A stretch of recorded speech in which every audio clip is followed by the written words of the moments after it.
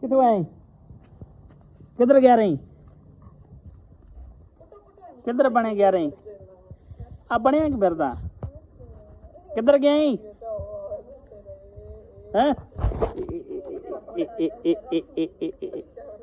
ਪੈਂਦੀ ਪੈਣੀ ਹੈ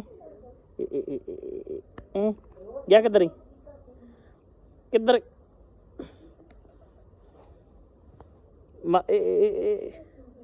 ਚੱਲ ਮੂੰਹ ਧੋ ਗਿਆ।